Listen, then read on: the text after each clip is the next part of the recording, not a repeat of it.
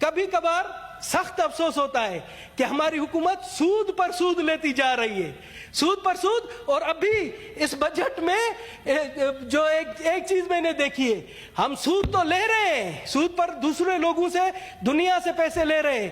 آپ حیران ہوں گے کہ وفاق سود پر صوبوں کو پیسے دے رہا ہے.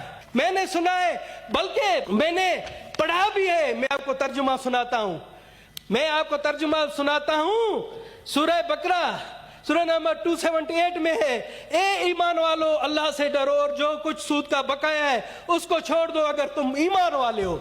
اسی طرح سے سورہ بقرہ 279 میں، پھر اگر اس پر پھر بھی آپ عمل نہیں کرو گے اور سود لیتے رہو گے اور دیتے رہو گے تو اللہ اعلان سن لو، یہ اللہ تعالیٰ کے ساتھ جنگ اور اللہ کے رسول کے خلاف جنگ ہے.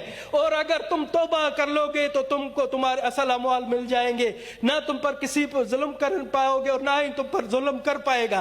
سر، جب قرآن شریف کہتا ہے، جب اللہ تعالیٰ کہتا ہے کہ سود حرام ہے، اللہ تعالیٰ سے جنگ ہے، مگر یہاں پر سود لیا بھی جا رہا ہے اور سود دیا بھی جا رہا ہے، تو مجھے بتائیں ہمارا ملک خاک ترقی کرے گا؟